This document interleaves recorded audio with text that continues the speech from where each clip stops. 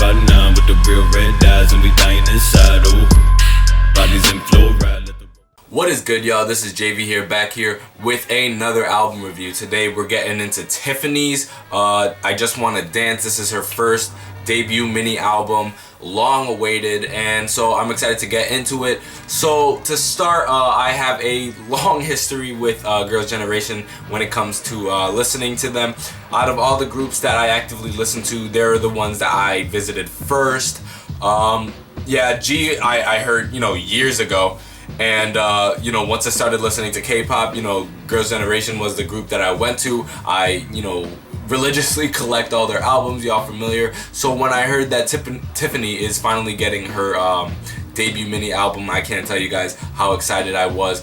But I didn't know necessarily what to expect. I don't know if we were gonna get a whole bunch of vocal ballads, because I know vocally, she's shown off that she could really hold her own. She's not necessarily the best, vocalist in Korea per se, but she definitely does have like a ear-grabbing, attention-grabbing kind of voice. So I didn't know what to expect. But then she dropped the music video, and then I started understanding the direction they were going, and it kind of makes sense in the context of what SM as a whole has been doing. If you look at their latest releases, when it comes to FX, when it comes to Shiny, they're definitely incorporating a lot of UK house kind of influences, a lot of contemporary EDM kind of sounding, especially Luna and Amber were just included an EDM track. So SM is definitely keeping a sharp eye out on what sounds are really mobilizing people in the modern music scene, especially here out west or in the US. So I guess that was the direction they were taking with this one. And I gotta say, to start, I really do like this album. I think it's a cool album, full of bops, definitely something you could ride out to. Do I think it's the most amazing thing out of the K-pop scene? No, not necessarily. I don't think necessarily we're treading any new ground with this album. I don't really feel that Tiffany was necessarily pushed to her limits on this and what she can do talent-wise. However, I think some of the songs are structured nice, the production's clean, and overall I think it's a very enjoyable listen, a very easy listen. It's 6 tracks in total, so this is probably going to be a relatively quick review. The way I usually go is track by track, give you guys my quick thoughts, and then at the end give my final thoughts, my full idea on the album. So just to start, let's get with that first track, I Just Wanna Dance. Now, she did drop the visuals for this, so I'm not going to get too much into the music video review, but in short, I thought it was a fun song. The production on it is cool. Again, we're getting some deep house influence on here. Vocally, it's a very safe song, but she sounds great on it. She wasn't necessarily pushed to her limits, and I'll get into, I'll start, I don't think this should have been the title track. I think it's a great track, but I don't think it's the title track, and I will get into what track I do think it should have been. But yeah, this one would have sounded like a really, really great B-sides track, or maybe accompanying visuals after the title track has been pushed and promoted and stuff like that. I think that would have been dope to extend the life of this project. But yeah, I just don't know necessarily that this was necessarily the one. Out of the 6 songs, I don't think this is necessarily the weakest, but yeah, I think it's just very safe. You know what I mean? The production on it is basically something we've seen before. Vocally, I feel like she's staying within her register, staying in pocket, but not really pushing the limits of that. But I enjoy the track nonetheless. I've found myself revisiting it a number of times, most notably usually with the visuals, because I really, really love the way that the music video was shot. Next, we have the song Talk. Now, this is a song that I feel like should have been the title. This song is really, really dope, man. That bass is booming, the vocals are smooth and sensual, that chorus is super impactful. To me, this song moved me in a different way that I Just Wanna Dance didn't necessarily accomplish, but I feel like there's definitely an overall aesthetic and vibe to this entire project. There's very similar kind of vocal approaches and production approaches throughout this entire project. That makes it very cohesive, with exception for the last track, but I'll get there. But yeah, really, really enjoy Talk. This is probably the song that I see myself listening to a lot more, along with Yellow Light, which we'll get into. Next we have Fool, track 3. I think it's a cool middle of the album kind of track, but it didn't really accomplish anything, in my opinion, that the previous singles or previous songs didn't accomplish. It's very similar production stylings. But I gotta say that the saving grace for this track is definitely the chorus. It definitely has one of the most compelling choruses on the project, so I'll give Fool the credit there. But again, the song as a whole, it feels like at this point, when I was listening to it a couple of times, I'm sitting here and I'm kind of like, I feel like we're kind of walking in circles here in the album. It's kind of like they found a formula that works and has worked for previous comebacks, and so they're like, really like, let's stick to this, let's do this. It worked previously. We incorporated deep house and future house and EDM into, you know, FX's releases and Shiny's releases, so let's try to keep that here. We've dabbled in it in Girls' Generation in the past, so, you know, let's just try it here. But like 3 tracks deep and me liking all of them, I'm like, at this point, you know, it feels a bit repetitive.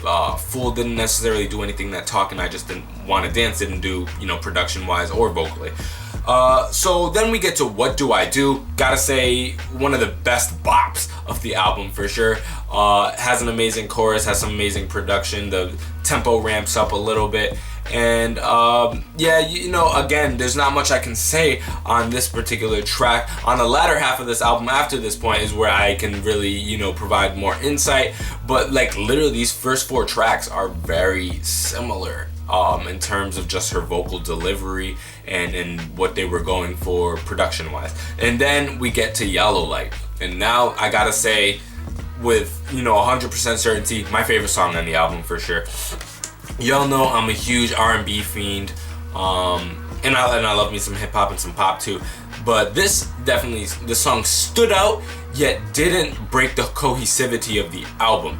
And Yellow Light, man, that chorus is so like sensual. It's like smooth like butter.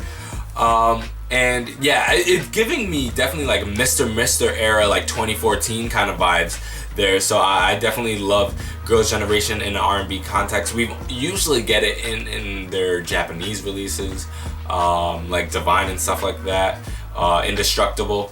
So it was cool hearing Tiffany in R&B kind of vibe. I love this track. I already put it on my like favorite K-pop songs playlist. I've listened to it a number of times since it dropped. This is the song that I go to the most, along with Talk. And then lastly, track 6, Once in a Lifetime. This is an interesting track. It kind of switches up to some like folk swing pop ballad kind of vibe to it. I think it's a cool song. It's a nice little way to end it off, but I don't feel like it fit the aesthetic of the album per se. And I don't mean to be down on this album. I feel like I'm very critical of Tiffany just because I listen to Girls' Generation so much. I'm so familiar with their sound. I'm so familiar with what Tiffany does in a vocal space that I know their capabilities. I've seen them at their best. So when I feel like they weren't necessarily pushed or that they played it a little safe on the album, I feel the need to actually express that. And so Once in a Lifetime, I think, is a cool song. It's a cute little ballad, but I don't know necessarily if it fits or makes sense in the context of this project. And I mean, in 6 songs, I feel like she accomplished a lot. But again, Once in a Lifetime, just I don't know if it necessarily made sense in this project. I feel like this could have been a cool Girls' Generation B-side on one of their mini albums or one of their full lengths. But I don't know, it didn't make any sense. The production was completely different, and some people could sit there and be like, oh, well, why do you were just complaining how she sounded the same on all the things, but when she sounds different, you say it breaks the cohesivity. Well, I think there's a way to be versatile. We've seen Girls' Generation and most notably Tiffany's contribution to those songs be completely different genres from song to song and still put together a cohesive project with each song making sense. Most notably, for example, their 3rd Japanese album, their Mr.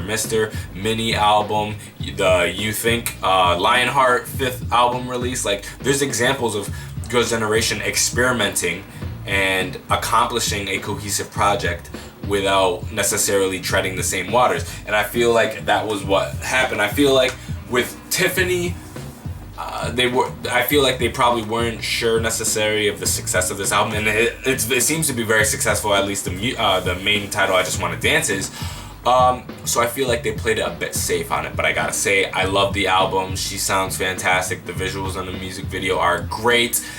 This is just, another very critical So On, going at her, but I love Tiffany, and I'm excited to hear more, soloists. Jessica's up next, so I'm curious to see how that amounts to. I'm curious as to what y'all thought about the album. Did you like it? Did you hate it? Let me know what's up. Till next time, this is JV. I love you guys. Bye.